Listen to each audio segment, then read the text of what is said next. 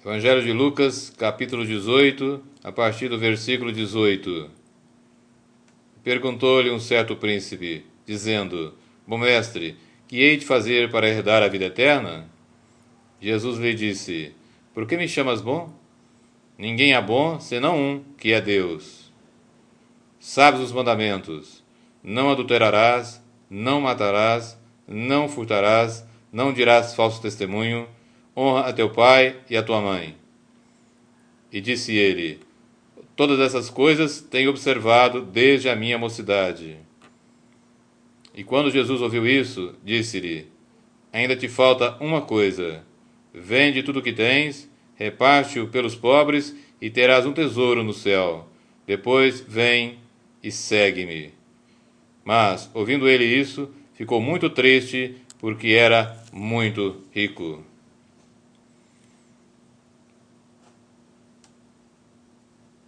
Esse texto nos fala sobre a realidade de muitos cristãos hoje. Por quê? Muitos cristãos hoje têm muita riqueza neste mundo, mas dela não abrem mão. Entenda que este, que é chamado de um certo príncipe, no versículo 18, chegou até Jesus, ou seja, teve um encontro até Jesus, se dirigiu a ele. Em Marcos diz que ele o adorou até, portanto o reconheceu como Senhor. E ainda deu a ele um título que até Jesus diz, no versículo 19: Por que me chamas bom? Ninguém é bom senão um só, Deus. Portanto, ele chegou com reverência diante de Jesus e perguntou a ele como se Jesus, então, para ele, tivesse a resposta para que ele pudesse, então, ter a vida eterna. Assim estão muitos cristãos. Reconhecem que Jesus tem a resposta, que é em Jesus que eles poderão ter a vida eterna, mas não se submetem a ele, mas não o obedecem, não o têm de fato como o centro e prioridade da sua vida. Jesus continua dizendo para ele: ensina-o então, assim como a palavra, o verbo eterno, Jesus ensina a cada um de nós e ensina a todos aqueles que o buscam. Diz os mandamentos, diz o que ele deve fazer, assim como a palavra nos diz o que nós devemos fazer então para herdar a vida eterna. Mas assim como esse jovem rico, muitos não aceitam, porque observe bem que Jesus vai falar com ele, para que ele então renuncie aquilo que para ele era o mais importante. E isso está literalmente em concordância com o que está em Lucas 14, 33, quando o Senhor diz: aquele que não renuncia tudo quanto tem não pode ser meu discípulo. E assim, voltando então, no versículo 21, o jovem rico diz, se referindo a ele mesmo, de que ele então estaria cumprindo todas essas coisas desde a sua mocidade, ou seja, todos os mandamentos. Portanto, cumprir somente os mandamentos não é suficiente. Tem que ter Jesus como seu único Senhor, tem que ser ovelha do Senhor e ouvir a voz do Senhor, como o próprio Jesus nos diz no Evangelho de João, capítulo 10. Tem que ouvir a sua voz e obedecê-lo. No versículo 22, e quando Jesus ouviu isso, ou seja, quando o jovem rico disse que estava cumprindo todos esses mandamentos, então Jesus disse: ainda te falta uma coisa que é a essencial para não só para esse jovem rico, mas para todos nós: ter Jesus, o Jesus bíblico, como único Senhor e Salvador. E se ele é o Senhor, você ou eu temos que obedecê-lo em tudo e em todas as coisas. E considerarmos um privilégio tê-lo como Senhor e Salvador. Jesus disse então: falta-te uma coisa.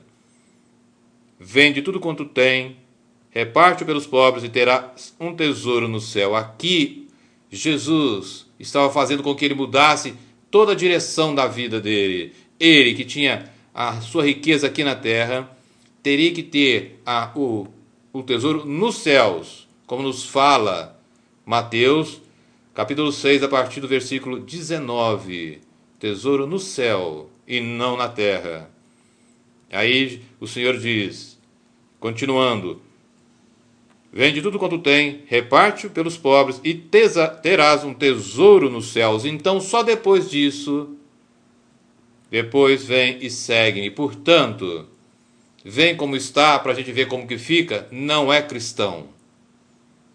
Observe que Jesus falou para que ele tomasse uma posição, segundo a palavra que ele, o Senhor, tinha dito, para que só depois, então, ele o seguisse. E aqui o Senhor reafirma o que ele mesmo disse em Lucas 9, 23, quando ele diz, aquele que quiser vir após mim, negue-se a si mesmo, tome a sua cruz todos os dias e depois vem e siga-me. Ou seja, renuncie a si mesmo, renuncie aos prazeres da carne, renuncie às coisas deste mundo em prol da vida eterna. Ou seja, o Senhor estava mostrando para ele, ou dizendo para ele, ou falando ainda para ele, perguntando qual é a sua prioridade. O que você quer em primeiro lugar? Conforme o mesmo Senhor diz em Mateus 6,33. Buscar em primeiro lugar o reino dos céus e a sua justiça, e todas as demais coisas vos serão acrescentadas. Veja, este jovem rico, como eu disse agora mesmo, é a tradução da igreja de hoje e da maioria dos cristãos, que coloca a sua fé tão somente nas riquezas materiais. E quando o verdadeiro Jesus, o único, o Senhor Deus Todo-Poderoso se manifesta, eles não querem ouvir, mas querem ouvir tão somente aquilo que gostariam de ouvir. E quando o Deus Todo-Poderoso fala com ele, você tem que renunciar isto, você tem que renunciar aquilo, você tem que deixar isso de lado, para que então você possa ter a vida eterna, a maioria vira as costas para o Senhor e volta. É aqui que a maioria cai e perde o reino dos céus e perde a vida eterna. Crer em Jesus somente para esta vida, nós somos os mais miseráveis de todos os homens. 1 Coríntios 15, 19.